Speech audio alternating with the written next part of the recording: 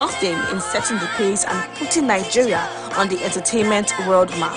Adebanke Odunuri, TVC News. Yes, you're still watching this Saturday breakfast show. Of course, this is the entertainment segment. My name is Theophilus Ilama, and I'm with my co-host here in the studio, Adebanke Odunuri. How you doing? I'm fine, thank you. First of all, happy International Women's Day. Thank you. Thank you very much. Yeah, so a lot happened this week in the industry. Of course, we heard of the death of Mr. Ibu and Sisi Qadri just at the weekend, and it was quite devastating for the entertainment industry. Of course, we're losing two icons in the sector. Of course, Sisi Qadri died the day the movie he featured in Rise of the Spectre came out, and it was quite... yeah. While I was watching the movie, I was just looking at him, and oh my God, I can't believe that he's gone. Because, I mean, Sisi Qadri has this Yoruba bad tongue, all about this abusive talk. So even in the movie, he would, one way or another, abuse, what's his name, Saro. I was like, I can't believe you are gone.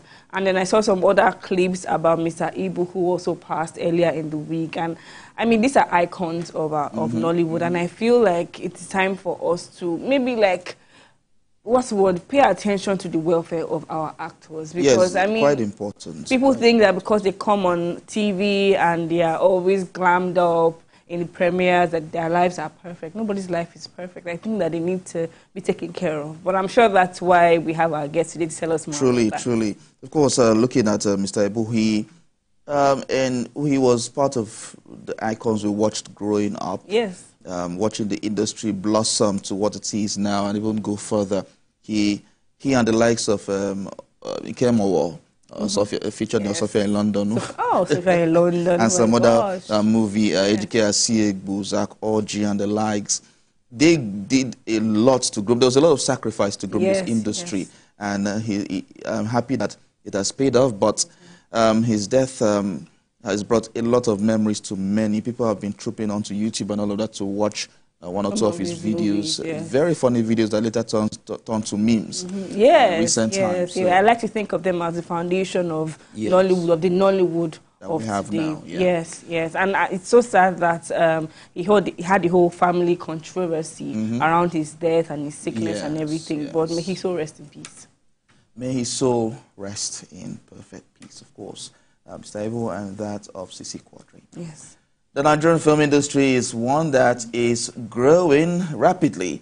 The efforts of producers, directors, actors, and writers have not gone unnoticed as the quality of our movies tend to only break the glass ceiling. However, the need for regulation of the kind of content put into these films cannot be overemphasized. More than ever before, we need to make sure that the content being put out by these creatives sends the right message and represents our country and its people in a positive light. Now, to talk more on this, we have Dr. Shuaib Hussein, the Executive Director of the National Film and Video Censors Board. Thank you very much for coming this morning. Pleasure is mine. I'm happy to be here. I will say congratulations on your appointment. Thank you so much. Thank you so much. Okay, so we spoke about the death of Sisi Qadri and Mr. Ibu quite earlier. How did this come to you? Oh, well, it came to me like a very real shock. Those are like, I mean, we've been losing some practitioners, but this particular one and that of Sisi Qadri, knowing that I saw him at the movie he featured in, the series he featured in at the premiere, and then it was going to come out on the day that he passed on and all that, and then knowing how iconic Mr. Ibu had become, and knowing that he's one person that would be so difficult to fill his space because he was very unique in what he did. It hit me very hard, like it shook the whole industry. Even when he fell ill and was looking for support, it was something that the whole industry were saying, look, let's rally around and make sure we don't lose Ibu. And eventually, you know, he breathed his last. It's unfortunate that they had to go the way they did. I mean, I didn't know about that Sisi Qadri was ill. I didn't know about his illness, but I knew about Ibu. But Ibu had come out of it even. You know, we're celebrating that. It's just sometime he will just bounce back to the top. So it was really shocking, and we pray that, you know, the God Almighty will console us in the industry, and then, of course, his family, and give them the beatitude to bear that irreparable loss. Those two people, we can't replace them in the scheme of things. Truly, but let's talk about the welfare of these practitioners. This has been a regular point of discussion over the years. We see actors, movie producers, and all of that come out to say they need help from Nigerians. And sometimes it can be quite disheartening seeing the icons we grew up to watch asking for help to sort out their medical needs. Well, you know, I was talking to a friend when Ibu took ill and he was looking for the support. And the guy just said, why is this guy asking for support? I read somewhere where this guy was saying that he has 5 houses, he has this, he has that, you know, and all that. So I now said, no, it doesn't work that way. That sometimes these guys are out of season. They don't do any job. Sometimes they just do 1 or 2 or 3. And even those jobs that they do, how much, you know, do they get at the end of the day? But it has to do a lot with them planning or having a scheme that will help them. And this scheme is not necessarily the one that should be put together by government. It should be put together by their professional associations, their guild and associations as well.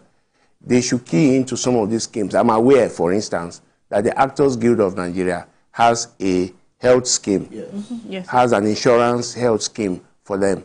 But the problem always is them meeting up with the premium that they had to pay, them meeting up with the yearly fee that they had to pay to service this insurance scheme. It is working for other sectors because deductions are made from the source. Yes. But these guys work on their own. If you ask some of them to key into those schemes, they will tell you, oh, they are insured by their maker, they are insured by God, or tell you different kind of scheme. But it is very important for them to key into those schemes, you know, set up by their professional bodies. Sometimes it doesn't even cost much. I found out that some of these schemes don't even cost, you know, an arm or a leg. But you can get medical attention without necessarily coming out to call attention to what is going on. And then they also need, like I'm talking now as a performer, they also need to watch their lifestyle. You cannot be talking about, oh, you have this, you have that, and the rest of them. And then tomorrow you now come and begin to ask someone who doesn't even have to give you some money. They need to watch out with their lifestyle. Lifestyle is always a problem. If you check, I'm not here to judge anyone, but if you check most of the cases that we have had, it has to do with one, you know, kind of lifestyle or something that they had lived in the past and then it's coming on. But what is more important is that people must begin to care for their health. And these associations are in the... I know of that of the Actors Guild. I also know of that of the Directors Guild and the Producers Guild. They have these schemes. But the problem is that when it is... After taking up these schemes, they don't service the scheme. I know some of them will say, where's the money to service the scheme? But if in a year you do a job and you can just take out something to put into the insurance scheme so that when you have a health challenge, you get help first. Then when your help is, when the help you want to get is not enough, then you can now call on people. But when you are not even in that scheme, then there's a problem. So we must take those schemes. And then there have been a lot of seminars that I know that have been organized by particularly the Actors Guild of Nigeria, and these people should take advantage of that. The professional associations should care more about the welfare of their artists than always wait to do candlelight. They always wait to mourn them when they are gone. There should be schemes. The other day, somebody was calling me and said, is there a scheme for veterans? For veterans? Of course, there should be. And then we should also try and see whether we can approach foundations, organizations, you know, people that can put something behind. I understand that the Lagos State government, for instance, have a scheme for veterans, you know. I remember not too long ago, I think Mr. Governor attended one of the Tampan events, Theatre and Motion Picture Practitioners Association. And he promised that anybody that is a veteran that's of this age should be put under a scheme. I also think that somehow the various state governments can also come in to support, you know, help those people who have brought laughter. The last interview I had with Ibu when I used to write for The Guardian, the last interview I had with him, I asked him what is his career ambition. He said it's to continue to make people happy. These people have been making us happy from way back. Even on the sick bed. Even on the sick bed, you saw the videos he was sharing and all that. You know, these people have been making us happy. We should not allow them to go the way some of them have gone. You know, we must put down schemes that can help them. Okay. So yesterday, may their souls rest in peace. Yeah. So yesterday was the International Women's Day. What would you say about the performance of women in the Nigerian film industry, and in what ways you think that you and your agency can support women? I think they are doing so well. I mean, yesterday the agency, you know, issued a banner where we joined the rest of the world to celebrate women, particularly women in film. You know, in terms of performance, I think they are doing very well in Nigeria, comparably, you know, even with Hollywood. You can't count how many directors that are, you know, women, you know, in Hollywood. But here, you can, they are gone beyond finger countable now. We have a lot of them. You can't count how many people that are producing, that are acting, you know, that are directing, you know. But now we have a lot of them. In fact, in December, women seized the cinema space. Mm-hmm. The 3 big movies that showed in December were all by women. Funke Akindele, Mercy Aigbe, and all that. And they are there. Each time you hear of a big movie coming out, check. There's a woman behind the movie. If it's not a Mo Abudu, it's a Bolanle Austin Peters, it's Kemi Adetiba, it's Daddy, and all that. So women have taken over. I'm not saying that it's a women's world yet, because actually in all over it's the men. You know, they are the ones in the front. But here the women are matching. Yes, you know, cash to cash, time to time, resilience to resilience, strength to strength, and power to power. So I celebrate our women in film. They are doing extremely very well. They are doing. In fact, they have even surpassed my expectation. You know, because usually, you know, they say it's the men's thing. Even in Hollywood, they are the ones there who control everything. But here, they are the ones who control. And you know the thing about women, I always argue that if you give a woman money to make a film, she will do a good film. Because the same woman, you give money to make a pot of soup, and she will do something great. You know, they are managers of resources. They are managers of even we, the men, you know, at home. So they are managers of resources, so they will do a good job. So I encourage those of them who are still outside, you know, to come in and see what their counterparts are doing and then join in. We need more women. When women get into filmmaking, they will stop some of those stereotypes, you know. They will take care of some of those negative stereotypes about women, because they will be the ones who write the script. Yeah. So nobody will write a script that will put down the woman and all that, you know. And, you know, so I give it to Nigerian women. I salute them. I like how happy you sound about the performance of women. No, I'm so excited. In fact, some people were telling me, you were only saying Happy Women's Day to women in film.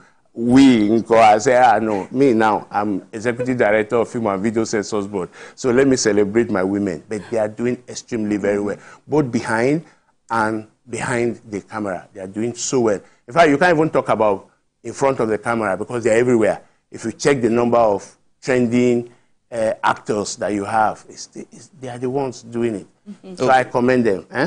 On behalf of my minister, who is a woman, I commend you guys. So recently, Funke Akindele, her movie has just left cinema after grossing over 1.4 billion naira. When you heard of the feat, what did you think? Do you think we can do better? Or do you think that any other person can match it? First of all, I must say that was a groundbreaking effort. It has never happened where a movie a local movie gets to the cinema and then makes that kind of amount of money. But when I heard the story, I thought that we could even do more. And what is the more there? And that's where we come into play. We should have more distribution outlets. Let's imagine that we have 774 cinemas in the 774 local governments that we have. And Funke releases the film in the whole 774 cinemas. And just only 100 people come in every day for that, because most of these cinemas will be community viewing centers. Yeah. Let's imagine. We will not be talking about billion now, we'll be talking about trillion naira, you know. So for me, I was just imagining what would have happened if we had more screens. She showed in less than 300 screens across the country. For a population of 200 million, 300 screens is a far cry. In India alone, we're talking of over 10,000 screens. And in Africa alone, we have less than 2,000 screens. We have less than, in South Africa alone, we're boasting of about 900 screens. They're even bigger than us, but they don't produce more movies like we do. Yes. So we need to, I was just saying, maybe we need to concentrate more on developing those infrastructure. And our own role to play there as those who regulate exhibition and distribution is to create the enabling environment for people to come in so that we can develop the distribution value chain. We need distributors. It's not just about cinemas. We need to get those films to the right prospect. There are a lot of people who are in this country who may not get to see Funke Akindele's Tribe Called Judah because there's a problem of distribution. And we're in business we're in government to solve that aspect. Create the enabling environment. We may not have the resources to build cinemas, but we can use, as an agency, we can go as guarantors with an investor to say, look, if we have X, Y, Z number of cinemas, it will give us this. Because it's something you can actually project on, and you know that the result will be sure. So when I heard that figure, I said, wow, if we can make 1.4 billion, then it means that if we have more exhibition infrastructure, then it means that we'll be talking about trillions. And it shouldn't just be about Funke, it should be about other movies. And it's because when a film like Tribe of Judah is showing in just 300 cinemas, some of those cinema houses don't have enough screen to accommodate another film. So you find a situation where they have to queue and wait for the next viewing time and all that. Over. Now, you talked about an enabling environment. What plans does your agency have to ensure the industry is buoyant than it is as it is now? Well, we are a regulatory body. Yeah. What we do basically with distribution is to license people to make sure that they practice it the way they ought to practice it. So the only thing that I want to bring to the table, and with the support of my Honorable Minister, Hannatu Musawa, is our role actually for government, for me, is to create the enabling environment. Like I said, for instance, the Honorable Minister had just announced the $617 million IDs fund, which is to boost the creative economy. Now those who are looking for monies to build infrastructure for the industry don't need to complain because there is funding now. Those who are looking for money to build studios, don't have to complain, because one of the problems that we have in the industry is that as old as this industry is, I don't want to go into the argument of when Nollywood started or whatever, but as old as the Nigerian motion picture industry is, we don't have a production lot, like what they call Film Village, where people can go and shoot their films from start to finish, where people can do everything here. You find that some of our filmmakers, some of our big budget films, when they finish, they go abroad to do sound, they go abroad to do, they bring in director of photographies from abroad and all that. Yeah. So we need to develop the infrastructure. And that's what that IDs fund that the Honorable Minister has secured will help. So we need to build infrastructure. What we will need to do is to develop necessary support system for the industry, structures that will help the industry to grow. We believe that our Nollywood, the creative industry particularly, is our next oil money. So we will do everything possible to make sure that we create the enabling environment. I'm looking for people who want to invest in distribution infrastructure, in exhibition infrastructure. I'm looking for such kind of people. I don't mind going with them to anywhere to go and speak and say, look, we can guarantee that once we have these structures on ground, it is going to produce this and that and that and that. And these are monies you can touch. They are not like somebody making up a figure. Okay. You spoke about funding, but I want to bring it back to something on the NFVC board website, that you guys are going to provide guidance and funding for script development based on some identified things. What are some of those things? Like, for instance, there was a project I met on ground, and I think we should sustain it. Nigeria in the movies. We find a lot of times when we see some films. I mean, a lot of people have knowledge about America and they've not been to the United States because of the kind of things they see in American movies. So we want to encourage those kind of filmmaking. But at the level of script development, we are not a production outfit, you know, but we can take care of the content. And the content starts actually from the script.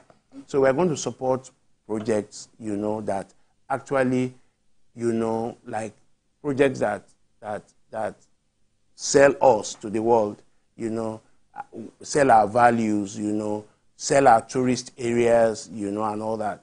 You go and shoot the film and you are just looking at the downsides of the country and you don't know that we have very beautiful sites in the country.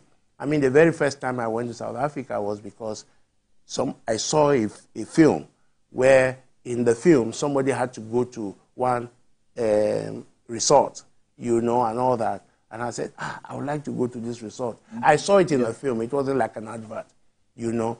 But people shoot films here, and we have beautiful places where they can actually go, you know, and shoot their films.